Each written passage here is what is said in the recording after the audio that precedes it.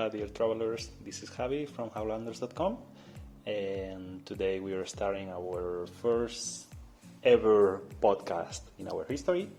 It has been a project that has been on the table for a while, and I was really willing to do it, but well, we never found the moment, so right now is the moment. We are starting with Iceland, which has been our last trip, and we fell in love with this Iceland. Obviously, because it's one of the best destinations we have ever been. So, welcome to our podcast, and just few things that I want to let you know before we start. When planning this podcast, we decided to do it in two parts. Okay, so the first part, we are talking just about Iceland, main destinations, places you have to visit. It doesn't matter if you are going on your own, if you are staying in Reykjavik and just taking full day tours, if you just book a 5-7 days package. But actually, well, we were looking for the main destinations to include in this podcast. So all these destinations are located in the south of the Iceland, close to the number one road. So if you have 5 to 7 days for visiting the Iceland, this is your podcast. We are looking to make the podcast that actually we wanted to listen before start planning our trip. So we hope it's useful for you. And just two more things that I want to let you know. Well, actually three. Icelandic names are difficult as hell. So please don't consider it. I know my pronunciation is not the best one for Icelandic names, and actually you will notice in my accent that I'm not native from the States or UK. Yeah, you're right. Actually, I'm located in Spain. And the second part, if you like our podcast, let us know. This is our first experiment. So please be so kind, just email, chat on the website, just mention in social media, whatever you feel like. And by the end of this podcast, we will give you a small, I don't know how to say it, prize. So just keep on listening, and well, let's get to the point. Iceland in 5 days, 7 days, doesn't matter. Places you must visit. Golden Circle. I know you already have listened about Golden Circle, but well, this is about 1 day. You can spend the whole day in Golden Circle. It's not that you are parking your car and you are visiting different places. Actually, you are moving through the Golden Circle with your car. Obviously, in the national park that is called Þingvellir, you can stay longer. You can just walk through the different paths. You can visit the waterfalls that you can find there. Actually, Gullfoss is one of the main waterfalls that you have to see in Iceland. I mean, there are 10,000 waterfalls in Iceland. You won't see them all, so just try to pick few that you like and just make sure you visit them. But this one included in the Golden Circle we consider is great. And then you have Heysir, that is this geyser that actually the one that is running is in the side of Heysir, is not actually this one, and is making this 35 high meters water steam, amazing spectacle from nature. And well, that's a perfect first day in Iceland, or second day, depends on your itinerary. And if you are like staying that night close by, just make sure that Secret Lagoon is nearby, because we consider it's the perfect way to just finish your day in the Golden Circle. Then another day you have to visit Skofagos, that is one of the most famous, perfect waterfalls you can find in Iceland. And if you're visiting in summer or spring, like mid-June, mid-September, you can just hike up, like you go the stairs up from Skofagos, and then you find a hiking path that you go like to the side of the river, by the side of the river, all the way up. So that's a really nice trekking that we did. And well, then depending on obviously your schedules and so on, you can end up the day in the town that is called Vik, and close to Vik you can find Dyrhólaey, that is a kind of Well, how to explain this? Well, in the beach you have different stone formations that has been erosion by the sea. That's amazing. And obviously you can find also these pictures that we always are looking for, like the black beach with these columns made out of basalt. So that was pretty amazing. That's a perfect second day. Then you keep going to the east and you find out this huge white spot that you see in Iceland. Actually, it's the biggest glacier in Europe. You stop by Skaftafell. Skaftafell is maybe the highlight for us in Iceland. Obviously, if you are visiting Skaftafell, you have to do something. I mean, you cannot just get to the biggest glacier in Europe and just see it from the outside. You have to get inside. So, in this case, Howlanders.com, check it out. We have different tours and activities there. In our case, we did the 5 hours trek that you just use the crampons, we go with the guide up to the glacier, which was one of the highlights of our trip.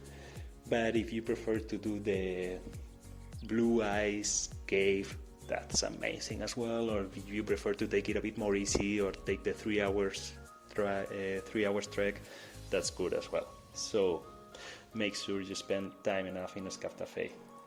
Then, obviously, depends on your schedule, activities, how the time of the year, many factors. But Jökulsárlón is the next lagoon that is, if you keep going east from Skaftafell. Jökulsárlón is really close by to Diamond Beach, actually. So basically, it's a huge lagoon full of icebergs, and it's the same story. You cannot just get there and see from the outside. You have to take any kind of tour to get into the lagoon. In our case, we decided to take the kayak tour, but well, you can take one tour with the Rip boat or Zodiac. You can just take one of these hybrid buses boats. You can take a big boat, whatever you feel like. But make sure you get into the lagoon actually, because you can get closer to the glacier, you can see the icebergs and all the different birds and animals you can find in the lagoon.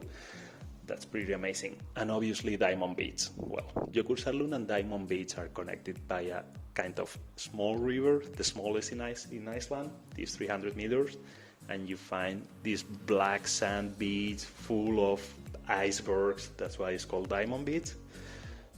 Wow, that's one of the most crazy landscapes I have ever seen. And then,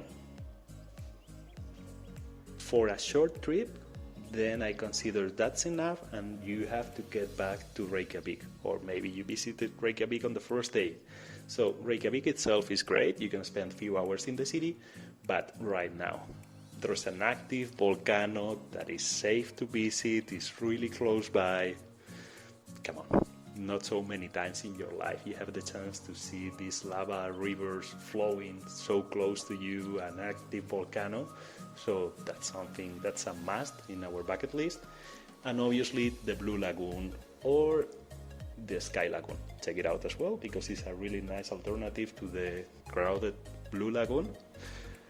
So that's a perfect day.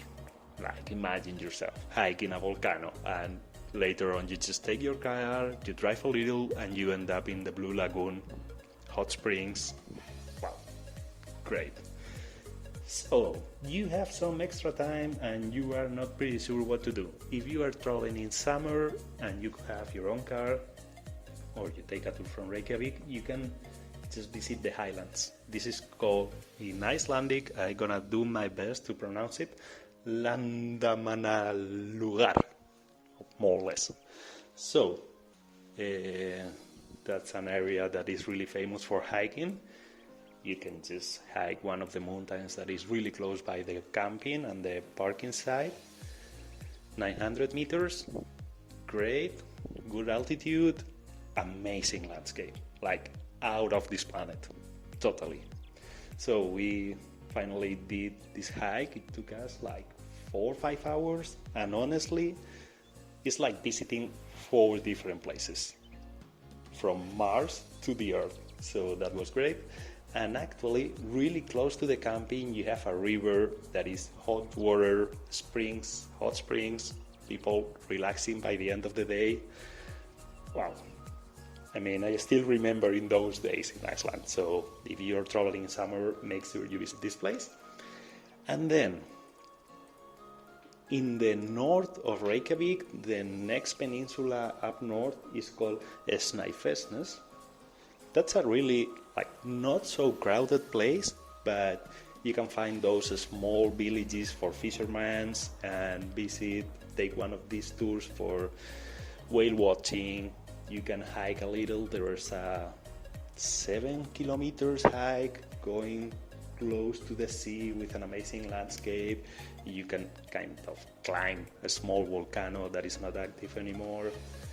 Well, something that if you have time, and because it's so close to Reykjavik and it's so different to the rest of the country, I just would recommend you to visit that.